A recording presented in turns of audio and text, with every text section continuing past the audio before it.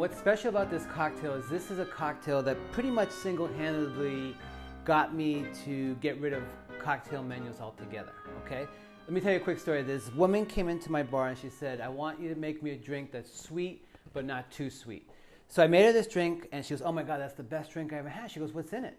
I said, well, it's got gin, it's got strawberries, it's got balsamic vinegar. And she goes, balsamic vinegar? She goes, I hate balsamic vinegar. Can you make me something else? I said, you just told me it was the best drink you ever had. And she goes, I know, but I hate balsamic vinegar.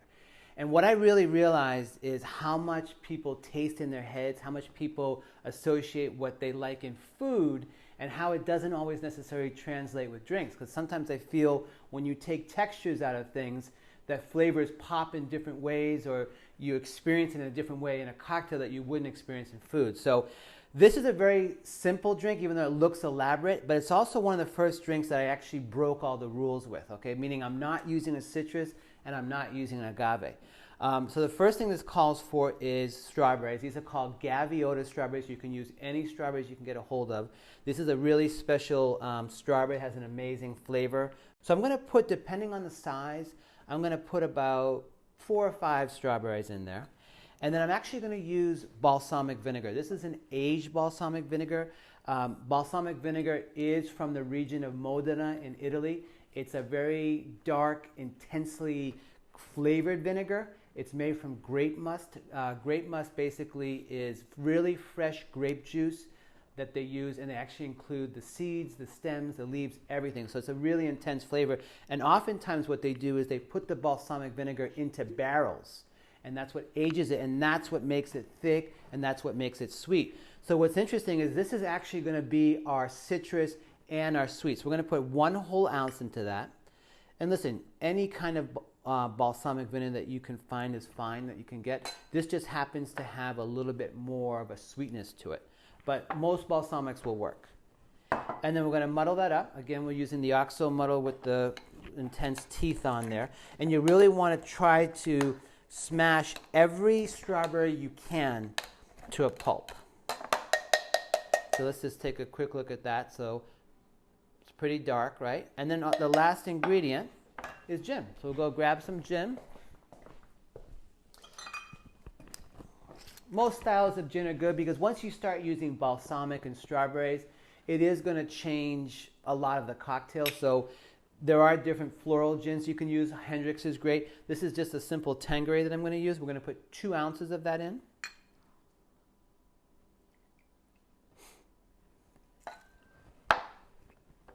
And we'll put some ice in there.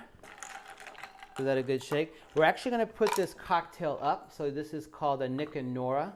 Well, it's similar to a Nick and Nora, but this is a cocktail glass that you can use for martinis and things like that. We're going to put this up. You can put this on ice if you want. I like having more of the actual balsamic drink, and I love the thickness of it. So sometimes I don't like to put ice in it, but you can put ice in it.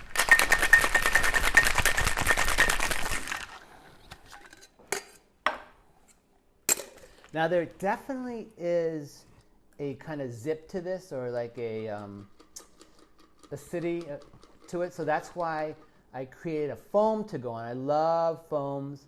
I do have a video on this channel how to make a Saint Germain foam, and that's exactly what we're going to use. This was the original foam. So this is a Saint Germain foam that I'm using. And you're just going to slowly pull back on the trigger there and slowly. See how I left a little bit of a lip there? Not too much, but just enough to bring that to the top if I can.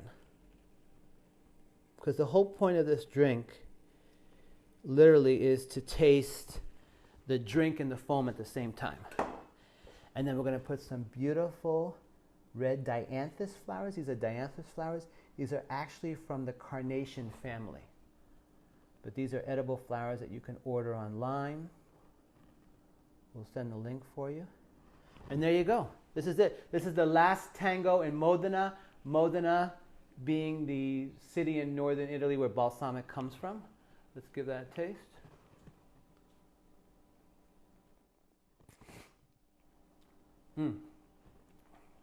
It's a perfect combination of the acidity, the balsamic, the strawberries. It is like a dessert, but not that sweet, but sweet enough. It's probably something I would definitely serve after dinner, but not necessarily dessert. And cheers. Last Tango in Modena.